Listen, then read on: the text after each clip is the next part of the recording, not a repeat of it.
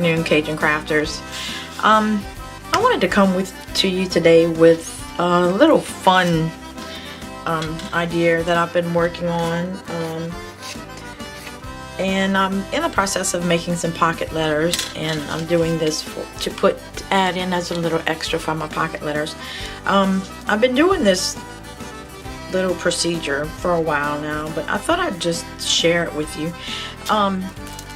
Doilies, these doilies that the Dollar Tree has, and just using watercolor with them. I want to show you how beautiful they turn out, and they can be used on cards, or in journals, or in pocket letters, or whatever you want to use them for. Now they do, the Dollar Tree offers different, they have the hearts, and these came out during Valentine's Day, and I think they have the round ones all the time. I'm not sure about the little ones. I received a bunch of these two sizes in a paper pack that I had received. That's why I have these, but I know the Dollar Tree carries these also, and I haven't looked, but maybe in different shapes too, but I will be looking to see if I can find them in different shapes, because I just love the way these come out, and they're fun to do. They're easy. You don't have to think about anything. You just do it. In front of me here I have Jane Davenport's Brights, Neutrals, and then I have Prima Tropicals. And right here I have the Kuretake Jewel Tone and Pearlized watercolor paints. The Jewel Tone and Pearlized watercolor paints give them a sheen, a pretty sheen. These are some of the ones that I've done so far, and I hope you could see how pretty they are. That's one.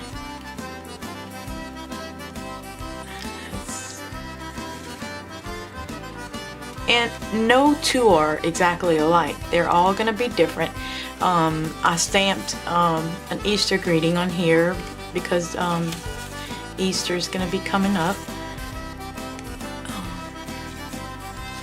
And whatever colors you prefer is the colors you use. It's your imagination. It's endless. The possibilities are endless. But they shine. They just have this shimmer. They're beautiful. You can also use, if you have your shimmer sprays, you can use the shimmer sprays, and I've tried it with the shimmer sprays, but and I think this is one of them right here, but I prefer the more pastel. Yeah, I think that was, yeah, I think this was one of the shimmer sprays. This is using the Lindy Starburst sprays, and it did come out much, let me try to adjust this light and turn this off and see if, it did come out much darker, and I rather the more pastel-y color ones. So we're gonna do some in different colors just to see, so y'all could see how both of them are done. First of all, I just go ahead and take a water bottle, just a regular water bottle, and I squirt some water over the top of the doilies. And then whatever paint I'm going to use, I just squirt a little over the top of the paint. Here I'm going to use 70s eyeshadow in Jane Davenport's Bright collection. And I'm going to use this pinky fuchsia looking color in the Primas. And you don't want to start with too many colors at one time. What I normally do is put one color down and then dry it, and then put another color down and dry it, and then put another color down, so they don't get a muddy mess. And right away when you put the if anybody that's used to working with watercolors, the watercolors, the colors will start spreading immediately. I mean, that's what they're supposed to do because they're watercolors.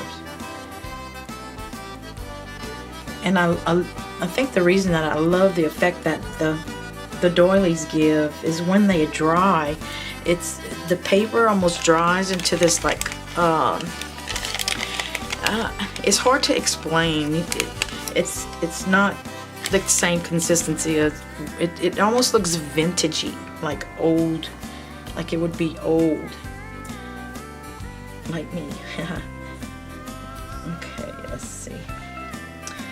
And while I'm doing this teal, I could probably throw some blue in there, and I'm gonna go for this bright, it's called Blueberry Blue by Jane Davenport.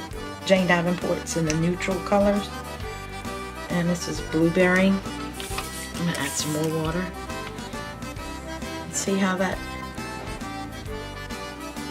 those mixes just start to dance around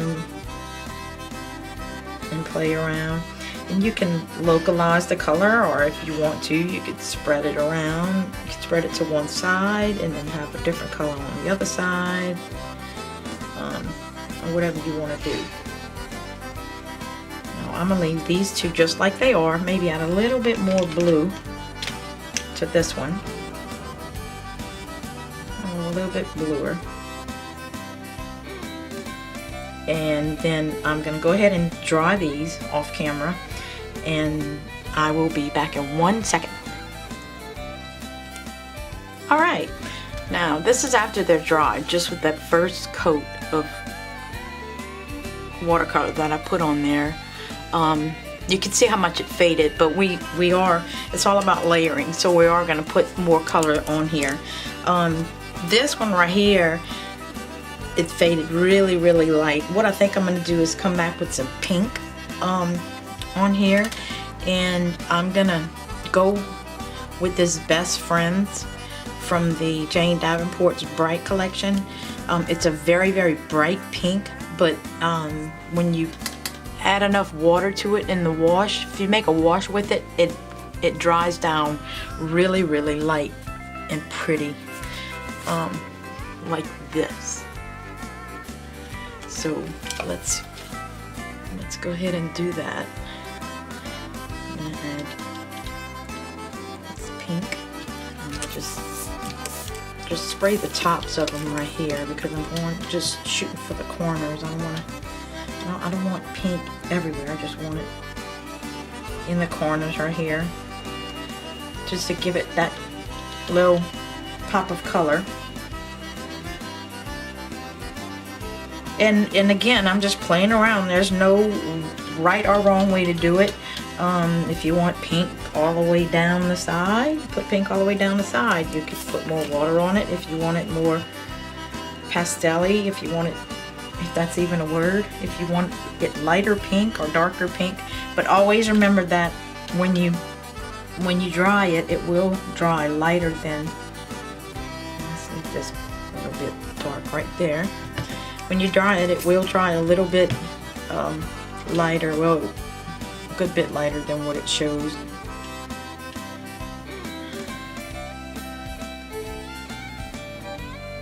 The best thing about me with watercoloring is just watching that water run when you put it on, doing the wet on wet method, when you put it on and that water just disperses and goes where it wants to go, like it's free. It just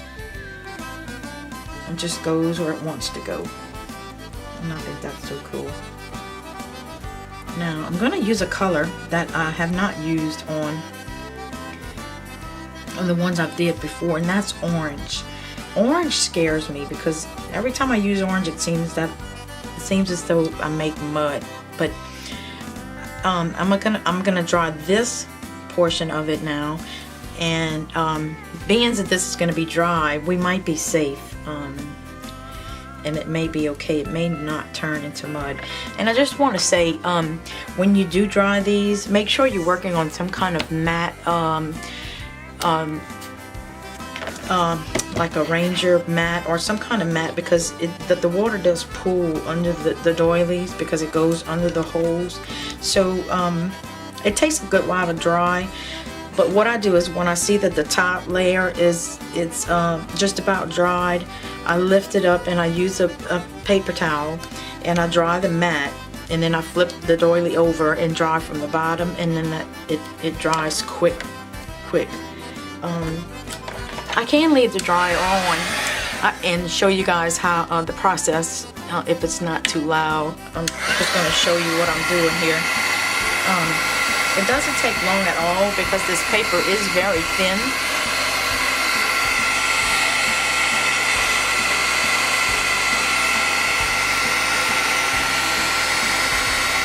It just amazes me to see the difference in the color as it does cool off, and how some areas go lighter and some areas stay darker. See, like this one, I'm going to take it and put it on top of my paper towel, and I'm going to take the paper towel and just pass it over here,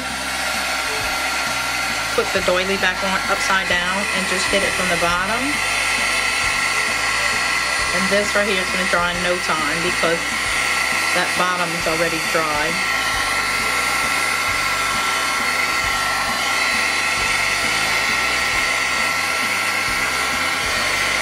And then when this one is just about finished drying, I put it off to the side, and I move this doily, flip it over on this side, start drying it from the bottom. And like I said, the paper is so thin, it doesn't take long to dry at all.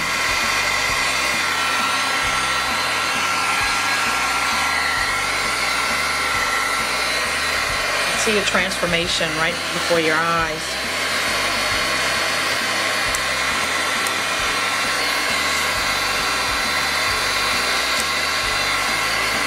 Okay, and that's done. Just that quick.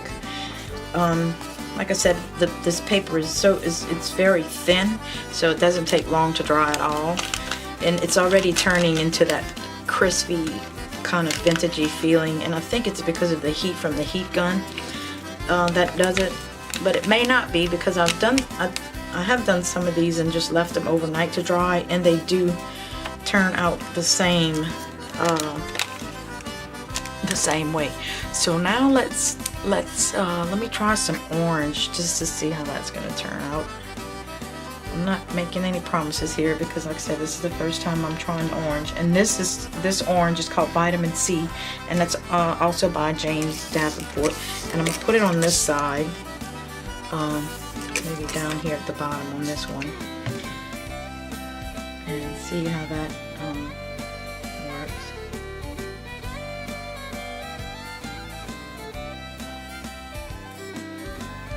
Maybe bring that down there.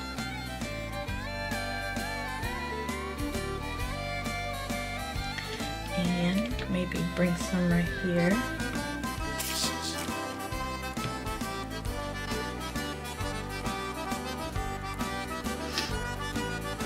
I'm usually the queen of making mud, but since it's dried, I think it'll be okay. I'm trying to add a little bit right there.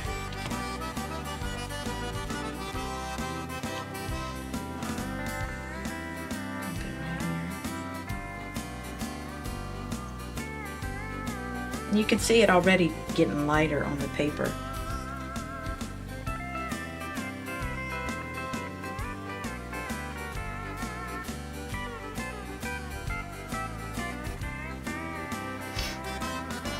I've used these before on cards. I've used them on tags. I've given them, just sent them as with Happy Mail. It's different, and it's something that anyone can use.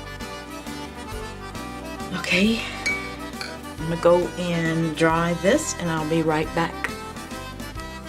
Alright, so this is what we have, and I don't know if I'm liking this too much because that orange to me just stayed too orange. So I'm gonna try to put, you can layer on top of these as often as you want. I just don't know if I put like a yellow on top of this, if it would make it darker, or if it would. I'm gonna try just on one before I do on both of them. What I can do is go, see, I think it just might turn it more orange. wondering if I put a white over this. Probably not. It might not be so bad because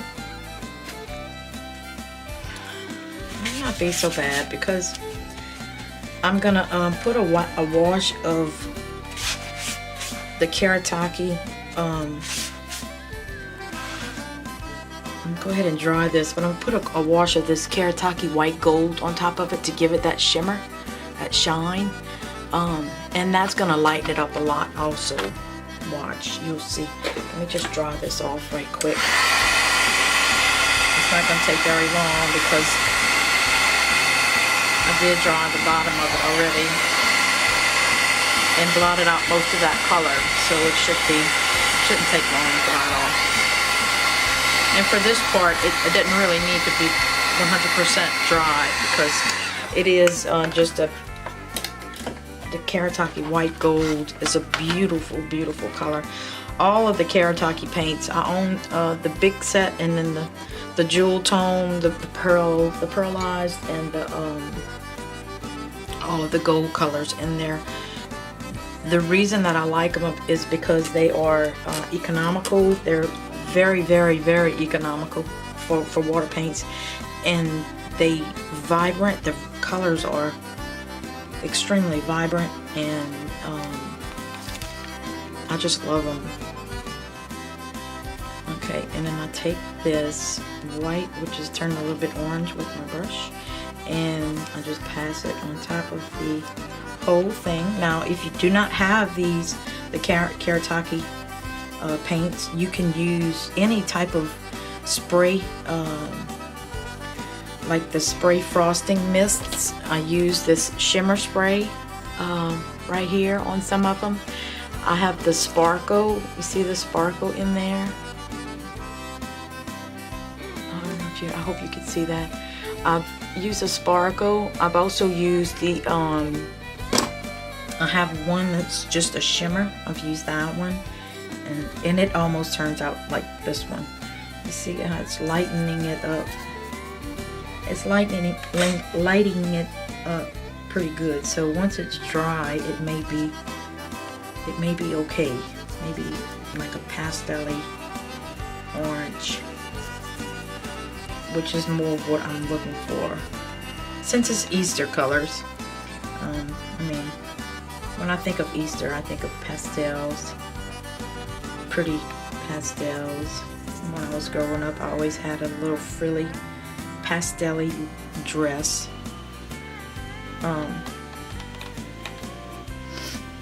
That church dress, I think we all have that growing up. Well, the girls anyway. And go ahead and do this one. And it's not something that you have to be careful doing. It's just plain. It's more or less just not thinking about it, just plain.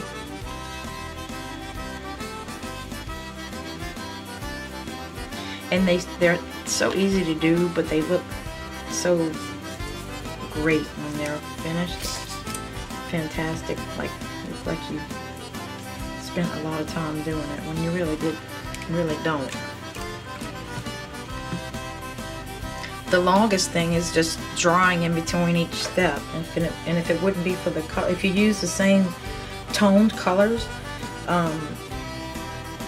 like two blues or a blue and a green that are in the same family colors, you probably would be able to do more than one color at a time, but I've done it once or twice and it's worked out okay. So you see how much that lightened that orange up, and then once I dry it, it's gonna lighten up even more than that. So I'm gonna go off, dry these, and I'll be back in 1 second. Now look at this beauty. Look how pretty. See how the orange is not as vibrant as it was because that white pearl is called white gold, the Kuretake paint, white gold. it puts that shimmer on there, plus it mutes the color down. And I'm gonna list the Kuretake, all of the different Kuretake paints in the description below if you're interested in those. They Amazon carries them, and I've done my homework, and Amazon is the cheapest place. I search at blitsy.com and Joggles, but Amazon is the cheapest one. And this is what I was saying about having a mat. You have to have something that you could spray down and then just wipe off when you're done, because it is going to leave a mess. Or if you use, I used to use, and sometimes I still do use the wax paper or the parchment paper. So now what I'm going to do is, I want to stamp on these a little Easter greeting, because like I said, these are going with some pocket letters that I'm putting together right now for some very dear friends. And I'm just going to take this stamp. It says Easter blessings, and I'm going to just stamp this right in the middle of this.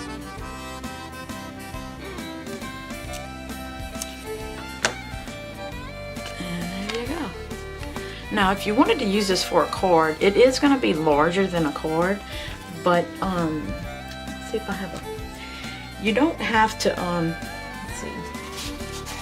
I'm using one of my sketches here, like moisture. But say this was your card, and you could just cut this portion of it off of it and just use this half on your card, or you know, you could do whatever you want. Possibilities are endless with these. I just love them. So